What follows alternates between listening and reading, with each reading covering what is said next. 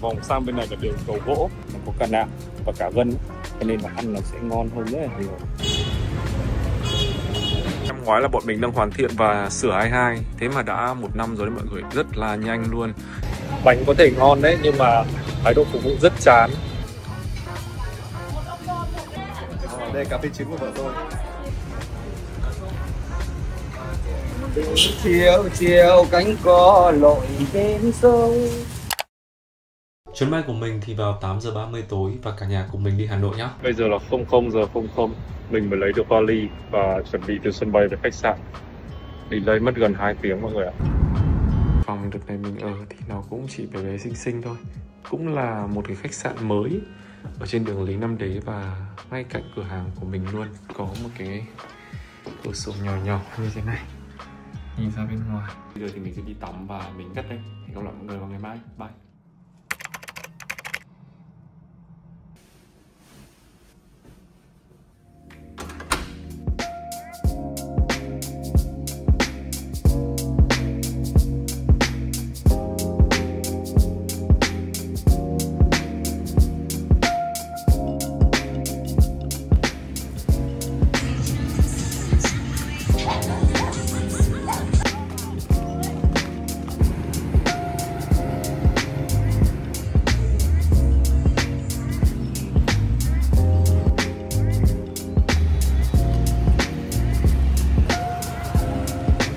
Tòa nhà Hàm Cá Mập thì là một trong những công trình kiến trúc được tọa lạc tại số 1, số 3 và số 5 của phố Đinh Tiên Hoàng, quận Hoàn Kiếm, Hà Nội, nằm ngay bên cạnh Hồ Gươm, đối diện là tháp Rùa và bưu điện bờ hồ. Tòa nhà này thì là một trong những điểm nhấn hiện đại giữa lòng thủ đô đầy là cổ kính. Cũng chính vì lẽ đó mà tòa nhà này vào những năm 1990 khi được xây dựng thì cũng gây rất là nhiều những cái tranh cãi, tại vì đã phá vỡ cái cảnh quan cổ kính. Nhưng mà cho đến hiện tại thì nó như là một cái phần quen thuộc của Hà Nội và ai đi qua bờ hồ thì cũng biết về Hàm Cá Mập này. Kiến trúc của tòa nhà thì gây ấn tượng bởi cái hình dáng độc đáo, tựa như là một cái hàm cá mập nó đang há miệng ấy. Cũng chính vì lẽ đó mà người dân Hà Nội thì đặt tên cho nó là Hàm Cá Mập. Ở tầng dưới cùng của tòa nhà này thì hiện tại đang là một thương hiệu thời trang. Đi tiếp lên trên thì sẽ có các cửa hàng ăn hay là giải khát hoặc là cà phê, tại vì ở đây có cái view nhìn xuống quảng trường Đông Kinh Nghĩa Thục với cả bờ hồ rất là đẹp. Thấy là có rất đông người đang đứng chụp ảnh để kỷ niệm với cả cái tòa Hàm Cá Mập này trước khi nó phá rỡ. Cái tòa Hàm Cá Mập này thì nó sẽ là có hình vòng cung nhé, từ mặt đường Đinh Tiên Hoàng vòng sang bên này là đường cầu gỗ, là phố cầu gỗ đó. Trên này thì là cà phê rồi quán ăn và những các thứ nữa. Mọi người tập trung ở đằng sau đông lắm. Ba đẹp quá ông ơi. Rồi con gửi ông ạ. Đẹp quá ông. Cái mặt chính ấy sẽ nhìn thẳng ra quảng trường Đông Kinh Nghĩa Thục, hay giới trẻ bọn mình hay gọi là kiểu vòi phun. Ở đây bắt đầu từ cái khoảng màu trắng này mọi người, nó sẽ bị phá bỏ và sẽ làm cho cái quảng trường Đông Kinh Nghĩa Thục này rộng hơn. Có rất là nhiều các cô, các bác đang chụp ảnh tại đây. Thì mình có một cái kỷ niệm mà mình nhớ nhất với cả cái tòa Hàm Cá Mập này, đấy là cái Laika cà phê kìa mọi người. Ngày xưa thì nó không phải là Laika cà phê mà nó là cà phê tên là Avalon. Mình có xin làm thêm ở trên cái cà phê Avalon đó, là ở trên cái tầng cao nhất, và mình không được nhận. Hồi đấy là mình 20 tuổi và trước khi mọi người chắc là cũng đã biết cái câu chuyện mà mình ngày xưa mình chia sẻ là năm 20 tuổi mình đi làm ở club rồi đúng không? Mình đi làm phục vụ bàn ở bar rồi đúng không? Mình đi làm part time ấy. Thì trước khi mà nộp hồ sơ vào cái chỗ mà làm club đó thì mình nộp hồ sơ ở chỗ cà phê này. Tuy nhiên thì không được nhận, tại vì là cái giờ học của mình nó không đáp ứng được, tại vì hồi đó mình học đại học thì ngày học sáng, ngày học chiều thì không đáp ứng được cái lịch, cho nên là mình không được nhận ở đây. Thế mà cũng đã 14 năm. Mặc dù là mình sinh sống ở Hà Nội 29 năm, nhưng mà số lượng lần mình lên trên đó chắc là chưa tới 5 lần. Mình nhớ có một lần mình lên là quay phim, còn lại thì các lần khác là hầu như trên đấy nó cũng là một chỗ đắt ý. Và ngày xưa thì mình đâu có tiền đâu. Ngày xưa thì đâu có tiền để mà lên trên đấy uống cà phê mấy chục nghìn đâu mọi người. Sau này khi mà có điều kiện hơn thì thực ra là mình cũng ít lên lắm. Mình ít lên trên đấy tại vì là nó khá là đông khách du lịch, cho nên là cũng không qua đó để làm gì cả. Tuy nhiên thì cái view từ bên trên Hàm Cá Mập đấy mà nhìn xuống phía dưới Hồ Gươm và quảng trường ấy, rất là đẹp. Và hy vọng là sắp tới mà cái tòa Hàm Cá Mập này được giải tỏa thì cái khu vực quảng trường Đông Kinh Nghĩa Thục đấy sẽ đẹp hơn.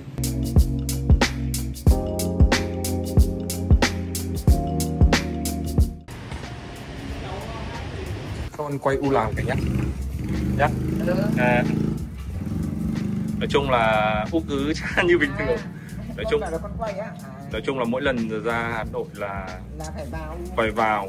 Có thời gian, không có thời gian thì thôi, chứ có thời gian là phải tranh thủ. Sốt vàng rất là ngon mọi người. Miếng to, ngon, đã lắm. Mình ra 6:30 mọi người, cho nên đã hết gầu mất rồi. Mọi người nhìn thấy sốt vàng miếng nào hay miếng đấy. Rất to. Từ ngày xưa khi còn ở hàng chiếu đã mê mẩn rồi. Cho con cả cân nhé. Vâng, em cảm ơn. Cho con một tí. U về đây bán đỡ vất vả hơn đấy nhỉ? Đúng rồi. Mà từ ngày xưa khi mà mình ăn u thoa ở hồi còn ở phở gánh ở hàng chiếu ấy thì đã rất là quý u. Đấy, u cách u nói chuyện với cả mình, xong rồi kiểu cách giao tiếp với mọi người mình ăn từ lâu lắm rồi, phải hơn 10 năm trước, từ khi mà kiểu còn chưa viral lên ấy mà. Giờ vắng nhất ạ? Đêm thì các dân chơi về sẽ đông hơn đúng không ạ? Vâng, hoặc tí nữa mọi người trước khi đi làm ấy đúng không U? Thì căn thế nào lại chuẩn đấy. Vâng, con cảm ơn U. Đó, màu nước sốt vàng rất là đẹp, rất là hấp dẫn. Cái này thì sẽ cho thêm hạt tiêu vào, tương ớt này. Đó. Và đặc biệt là giấm tỏi. Ăn phở bò với giấm tỏi thì là hợp nhất rồi. Một bữa sáng rất Hà Nội luôn nha mọi người. Con mời U nhá. Ở đây U cho mình cả nạm, cả tái và cả sốt vang. Sốt vang thì mọi người sẽ thấy là cái miếng sốt vang ấy sẽ rất là lớn. Miếng sốt vang lớn lắm, và có cả nạm và cả gân, cho nên là ăn nó sẽ ngon hơn rất là nhiều. Trong phở của U thì có cả rau mùi nữa, cho nên là rất là thơm. Mình là một người rất thích ăn rau mùi nữa.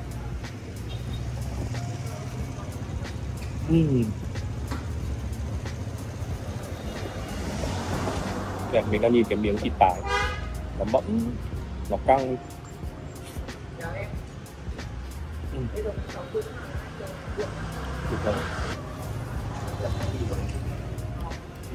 Thời tiết hôm nay Hà Nội không quá lạnh nhưng mà nó cũng hơi se mọi người. Xong rồi kiểu ăn chút một tiếng nước phở thơm mùi sốt vang, xong rồi nó cay cay nhẹ với ớt, rất ngon. Sốt vang này.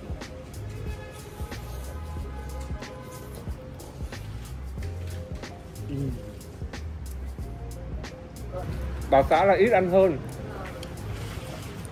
còn mình ăn từ hồi thanh niên đến bây giờ. Con bé con nhà con 10 tuổi rồi đấy. Vâng, siêu nhanh. Quẩy.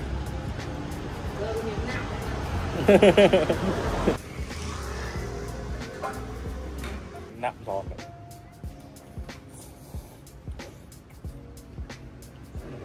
Mọi người nhớ là phải gọi sốt vang nhé. Nếu mà mọi người đi sớm hơn, kiểu lúc mà trời còn đêm ấy, thì sẽ có cả gầu, ăn cũng rất là ngon. Ăn gầu với cả sốt vang thì quá là hợp rồi. Còn không thì mọi người ăn sốt vang với cả nạm, ngon lắm. Đặc biệt là sốt vang mọi người phải gọi ăn. Xem gửi tiền đấy chị. Con á? Trộm vía. Con cảm ơn U. Vâng, hết chưa ạ? Con chào U nhá. Vâng, con chào U, con bye U. Mình rất là vui luôn khi mà sáng ngày hôm nay có thể dẫn mọi người đi ăn phở gánh, một quán phở mà mình rất thích. Còn bây giờ bình minh bắt đầu lên. Khoảng 30 phút nữa thôi thì cái không khí yên tĩnh ở đây nó sẽ thay đổi bằng một cái không khí siêu đông và siêu ồn ào luôn đấy mọi người. Nói chung là Hà Nội đáng yêu nhưng mà tùy thời điểm. Nhưng mà những cái thời điểm tan tầm thì không mê nổi, quá đông, quá tắc đường. Mình đang đi bộ ở Nguyễn Siêu, thì ở Nguyễn Siêu này có một hàng bún ốc ngon lắm. Mình đang dự kiến là sáng mai nếu mà mình dậy được thì mình sẽ đưa mọi người đi ăn bún ốc ha. Đây này, hàng bún ốc ngay sau lưng mình đây này mọi người. Đấy, cũng là một hàng bún ốc rất là ngon. Đây, hàng này ở trên phố cổ mọi người. Cứ khoảng 5 bước chân lại có một hàng ăn sáng. Nói chung là đồ ăn sáng Việt Nam thì quá là tuyệt vời đi. Quá là phong phú và đa dạng và ngon. Có sớm nữa. Long dong vài bước chân thì bây giờ mình đang ở ngõ gạch. Ngõ gạch này thì bây giờ mình sẽ đi sang bên hàng cá. Đây, uống cà phê Nhĩ là một trong những tiệm cà phê phố cổ mà mình thấy ngon nhất với mình. Cà phê Nhĩ ở số 2 hàng cá nha. Đây đúng là một quán cà phê phố cổ top 1 trong lòng mình luôn mọi người ạ. Và mọi người tới đây thì hầu như là mọi người cũng chỉ uống cà phê thôi, và hầu như là toàn các bác lớn tuổi. Nếu mọi người thích thử cà phê đơn thuần ý, thì mọi người thử tham khảo địa chỉ này xem sao nhé. Cà phê phin ở đây uống xong thì mình thấy rằng là nó không bị hôi miệng, mà cái hương vị thì nó cũng rất là đậm đà, và cà phê sẽ thiên về cà phê mạnh mọi người nhé. Ở đây thì thật ra là họ chỉ có những cái loại cà phê basic, ví dụ như là nâu đá, đen đá, nâu nóng, đen nóng, kiểu như thế, hoặc là hình như là có cái nước cam nữa thì phải, nhưng mà hầu như là đến đây là mình chỉ có gọi cà phê đá thôi. Và những mọi người mà ai mà đến đây thì cũng xác định luôn là chỉ uống cà phê ấy, mọi người.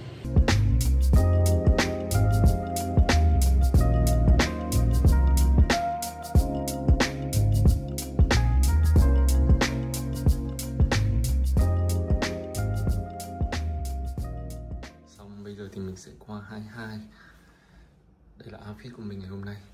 Một chiếc áo Arism của Uniqlo, một chiếc áo sơ mi ngoài của Uniqlo luôn, quần của Zara và một đôi Asics màu đen. Trời nắng chan hòa rồi mọi người ạ, khác hẳn với cả buổi sáng luôn. Từ khách sạn này đi qua 22 rất là gần, 2 phút đi bộ. Có một cái bình hoa nhưng mà héo mất rồi, chắc là tí nữa sẽ thay cái bình hoa mới. 22 thì mới về rất là nhiều hàng hè, cho nên là mọi người có thể qua 22 để mua sắm nhé. Mình qua đây là cái việc chính ấy, là mọi người nhìn cái len chân tường này. Tại vì là bọn mình cái tường này nó cái tường vắt cong, và bọn mình không dùng cái len chân tường, cho nên là dùng khoảng hơn 1 năm. Những cái chân tường này nó rất là bẩn, kiểu như là lau nhà, chổi lau nhà nó đập vào, hoặc là kiểu chân của người đi lại mọi người.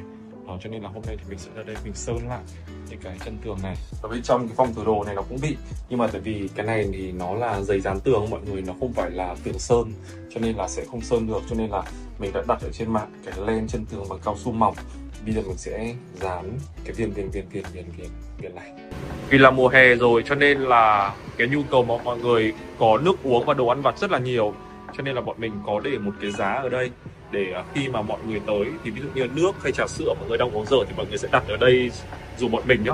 Tại vì là tránh cái trường hợp là trước đây bọn mình có khách mang đồ ăn vào trong cửa hàng, xong rồi mang cái xoài lắc ấy, xong rồi nó đổ cái nước ra đây, và cuối cùng cái ghế này của bọn mình trông rất là dơ mà mới bọc lại. Cho nên là đợt tới thì bọn mình sẽ phải bọc lại ghế này trông cho nó sạch hơn. Năm ngoái là bọn mình đang hoàn thiện và sửa 22, thế mà đã 1 năm rồi đấy mọi người, rất là nhanh luôn. Và cửa hàng thì trông vẫn rất là tinh tươm và sạch sẽ. Một cái cây uống nước bọn mình mua mới cho các em. Tại vì là mùa hè rồi thì mọi người sẽ cần cái nhu cầu là sử dụng nước lạnh, hoặc là đôi khi là mọi người ăn những cái bữa ví dụ như mì tôm nhé các thứ thì mọi người sẽ cần nước nóng. Thì bọn mình mua cái cây này. Chắc được rồi, sao đâu. Đã làm ra như này chắc chắn là dùng được rồi.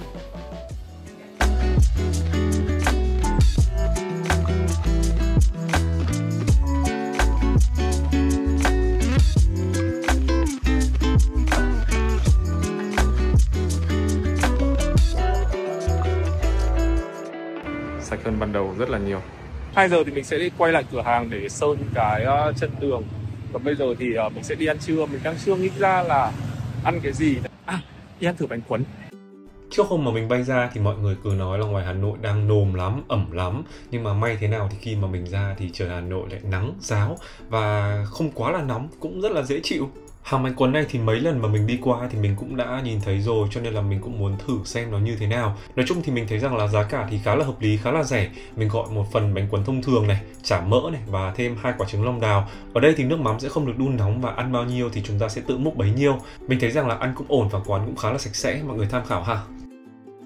Từ nãy đến giờ thì mình ngồi search cái tivi để mình định mua một cái tivi cho 22. Đây này, cái màn hình tivi kiểu như này này. Bọn mình muốn mua cho cửa hàng ấy là để khi mà khách hàng tới thì các bạn thì ngoài cái việc là xem trực tiếp từng cái đồ ra thì mọi người có thể là xem những cái bức ảnh mà bọn mình đã chụp, những cái set đồ đã phối với nhau, rồi khi mà mẫu mặc lên như thế nào thì khách hàng xem sẽ dễ tưởng tượng và sẽ dễ mua hơn. Tuy nhiên thì cái TV Stand By Me này thì giá nó khá là đắt.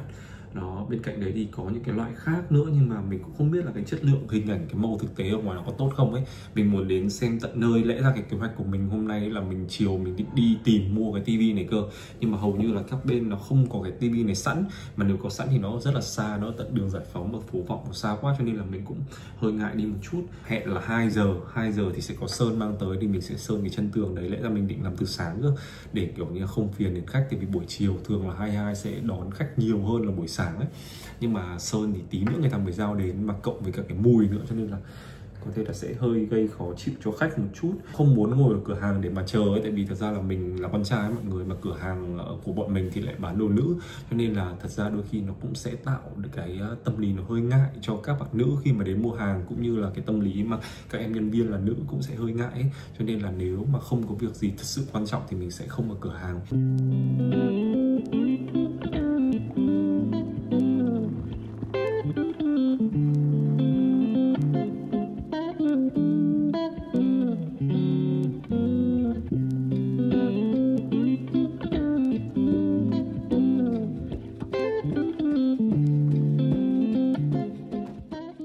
Mình đã vừa sơn xong rồi, bây giờ để chờ khô thôi là nó sẽ đều màu. Mọi người có thể nhìn thấy là ở dưới nó đang còn ướt ấy, cho nên là cái màu nó sẽ đậm hơn. Mọi người biết đây là cái gì không? Đây là giấy thơm, để khi mà ship hàng ấy thì bọn mình sẽ cho một cái tờ giấy thơm này vào trong cái đồ mà ship cho khách. Bọn mình phân vân khá là nhiều cái việc mà có nên làm hộp để mà ship hàng hay không. Tại vì nếu mà cho vào hộp này, xong rồi gói giấy này, rồi bọc ở ngoài một lớp ni lông nữa thì chắc chắn là sẽ rất là đẹp và trông mọi thứ nó rất là xịn sò. Nhưng mà thật ra cũng giống như mình thôi, là khi mà mình mua đồ online ấy, mà hộp có ship tới là mình cũng thu hộp ra và mình cũng bỏ hộp đi thôi à. Tại vì những cái hộp này nó mà tích nhiều thì thật sự là nó cũng rất là chật nhà và nó không để làm gì ấy. Cho nên là bọn mình quyết định là sẽ sử dụng túi bóng để mà ship đi, nó không bị ướt, rồi quá trình mưa rồi bụi cái thứ nó không bị thấm vào thôi.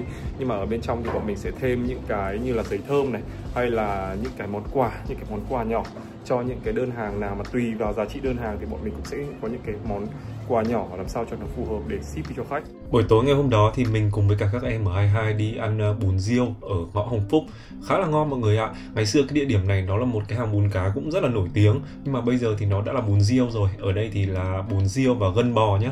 Cái mình rất thích ở đây là rau sống này, mọi người nhìn họ thái chỉ ra như thế này, ăn với bún riêu siêu ngon luôn.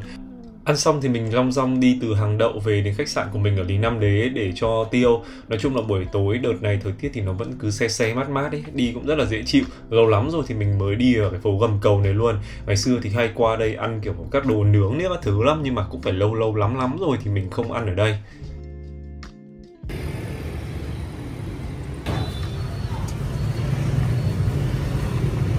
Bánh có thể ngon đấy, nhưng mà thái độ phục vụ rất chán.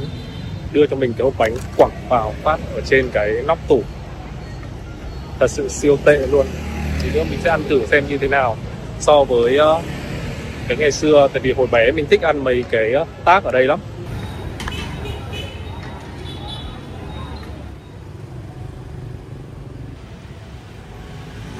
Sáng ngày hôm sau thì mình quay lại Nguyễn Siêu để ăn bún ốc. Đây là bún ốc Cô Huệ mọi người ạ. Đây là hàng vải. Ở hàng vải thì đầu phố thì có mấy quán phở cũng nổi tiếng. Còn ở giữa thì họ bán rất là nhiều những cái sản phẩm từ tre, từ trúc. Đi tiếp thì đây là phố Lò Rèn. Ở phố Lò Rèn này thì bán rất là nhiều những cái đồ mà được gia công từ inox.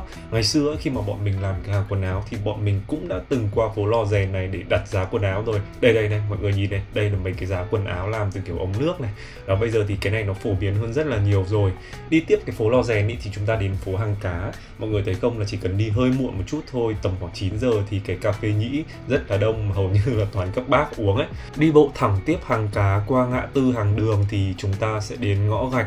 Nhưng mà trước hết thì sẽ nói với mọi người cái hàng đường là cái đường mà vắt ngang qua như thế này này. Hàng ngang, hàng đào, hàng đường ấy thì quá là nổi tiếng với việc là có nhiều cái cửa hàng quần áo từ thời kiểu bố mẹ ông bà mình cơ. Và ngày xưa khi mà mình còn bé thì mình cũng đã từng được dẫn lên đây để mua quần áo. Nhưng mà ở hàng đường thì bây giờ nổi tiếng hơn về việc là có rất là nhiều những cái cửa hàng ô mai nổi tiếng ở tại đây. Và ô mai Hà Nội thì cũng có những cái hương vị rất là đặc trưng, cũng rất là ngon. Đây là hàng bún ốc Cô Huệ ở 41 Nguyễn Siêu. Thì từ xưa đến nay thì mình cũng chưa ăn hàng bún ốc này bao giờ, nhưng mà mình cũng xem được rất là nhiều những cái clip mà các bạn quay review ấy, thì mình thấy rằng là cái ốc nhồi, cái ốc to ở đây trông rất là hấp dẫn. Thì khi mà mình đến đây ăn thì trong một cái bát bún ốc cũng rất là đầy đặn. Mình gọi một cái phần ăn là thêm nhiều ốc to, và cái bát này của mình thì có giá là 100.000.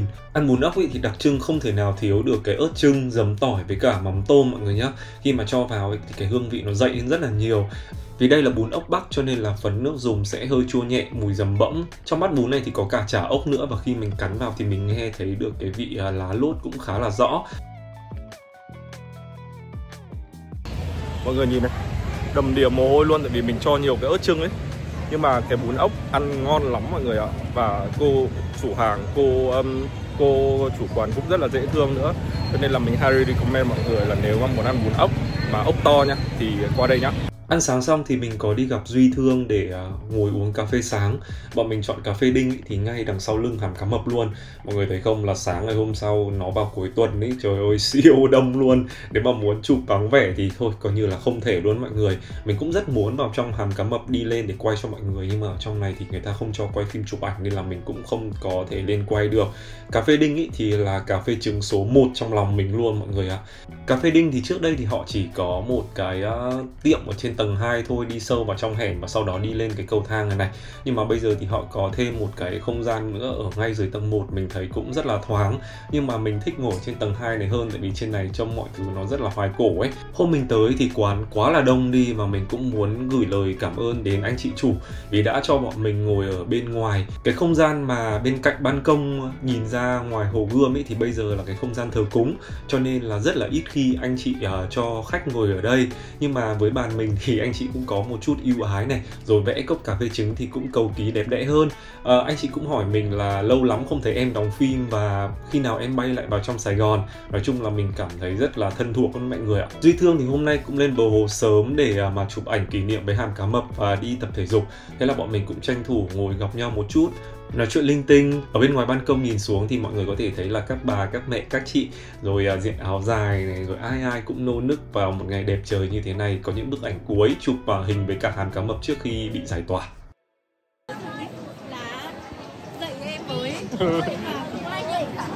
Thế thì em thuê anh dựng đi, anh dạy vlog cho em. Anh bán khóa học em mua nhá. Ok, một tiếng 9 giờ sáng. Một tiếng 9 giờ sáng. Hôm nào vào Sài Gòn cầm máy nào anh dạy. Làm sao để được nhận phim nút vàng như gia đình Cam Cam à? Còn xa lắm mà nè. Khi chúng tôi vẫn chưa dựng clip. Sự kiện ra mắt một dòng xe cho nên là mình mặc cũng vừa đủ khỏe mà cũng vừa lịch sự. Mình mặc một cái áo phông kiểu dạng là len mỏng như thế này đó, để trông nó sang hơn. Một chiếc quần ống rộng đó, mình sơ ghim vào, thắt thêm một cái khăn làm điểm nhấn. Thì bây giờ thì mình sẽ còn thêm cả một chiếc áo khoác nữa. Đây là outfit của mình ngày hôm nay. Ok, đi nha.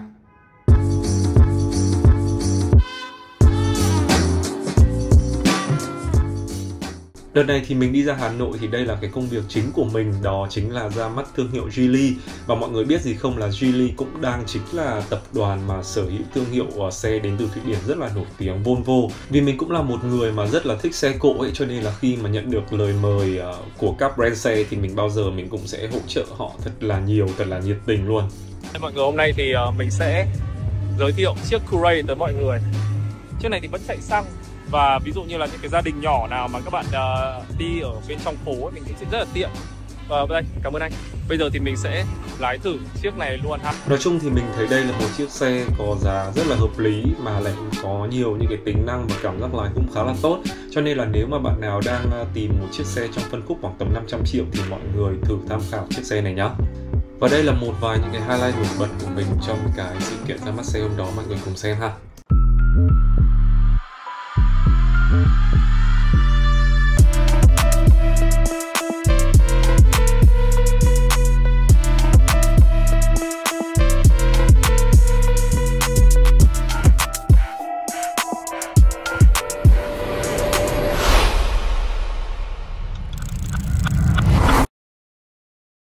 Rồi sau một buổi chiều thì mình đã xong xuôi công việc rồi và trộm vía mọi thứ rất là tốt. Mình về thay quần áo và sau đó thì quay lại 22 để làm thêm một vài công việc ở đây. Sau đó thì buổi tối ngày hôm đó thì mình đi ăn bò nhúng giấm ở Dốc Huế Nhai. Và mình thấy rằng là bò nhúng giấm ở đây thì cũng khá là ngon. Đồ đạc thì cũng đã xong xuôi, tại vì mình đi cũng ít ngày ấy, nên cũng đơn giản thôi.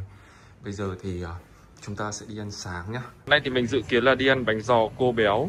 Và mình sẽ mua bánh giò để mang vào trong Sài Gòn cho mọi người.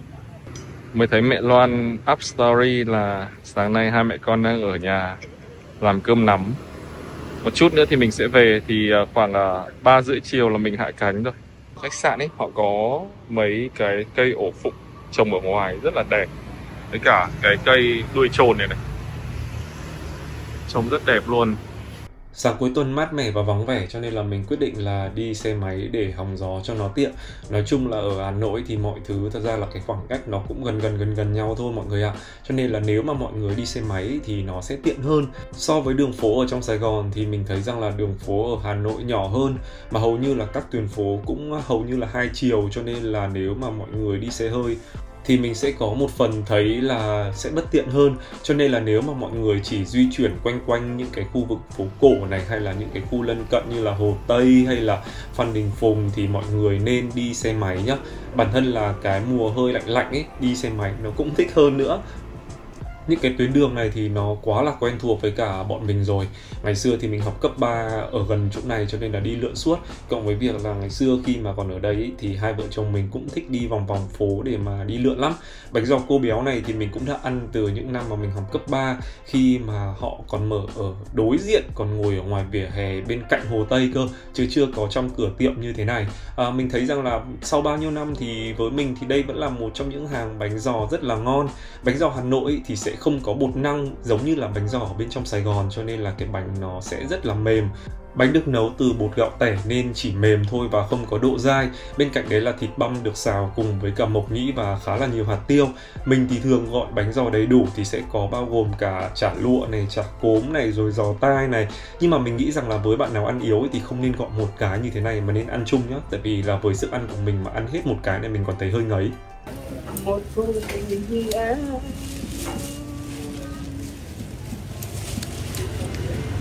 không sao ít một quái môi chạy thương em như đời nhé.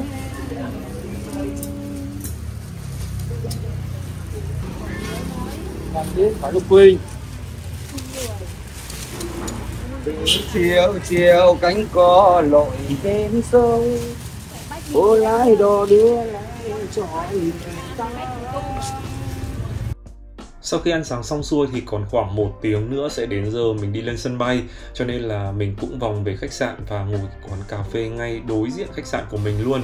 Quán này thì mình đã nhìn thấy khá là nhiều lần rồi và ở đây thì họ chuyên về cà phê thôi. Nếu mà bạn nào mà đến đây với mục đích là uống cà phê thì mình cũng highly recommend mọi người tới đây nhá. Ở quán thì cà phê của họ sẽ tự rang luôn và họ sẽ phân ra làm nhiều dòng và có bán hạt như thế này để có thể mang về nhà pha. Mình gọi một ly latte nóng tại vì là mình quá thèm latte giống như ở nhà mình hay uống rồi. Và với khẩu vị của mình thì mình đánh giá là cà phê ngon và rất hợp gu của mình luôn. Ăn uống no say rồi thì mình về lấy vali và đi lên trên sân bay thôi. Nói chung là mình chọn chuyến đầu giờ chiều thì cái giờ nó sẽ rất là hợp lý, tại vì nó cũng đúng vào cái thời điểm mà check out khách sạn trước 2 tiếng giờ khởi hành, cho nên là khi mà mình đi lên sân bay thì mọi thứ nó khá là thoải mái. Nếu bạn nào có xem tới đây thì hãy comment một biểu tượng ô tô để cho mình biết rằng là các bạn đã xem hết vlog của mình nhá. Bây giờ thì mình sẽ đi lên máy bay để đi về lại thành phố Hồ Chí Minh đây. Cảm ơn mọi người rất là nhiều vì đã đồng hành cùng mình ở vlog Hà Nội này nhá. Nếu mọi người thích thì ấn like, subscribe, click vào cái chuông và tiếp tục ủng hộ gia đình Cam Cam nha. Cảm ơn mọi người rất là nhiều. Bye bye.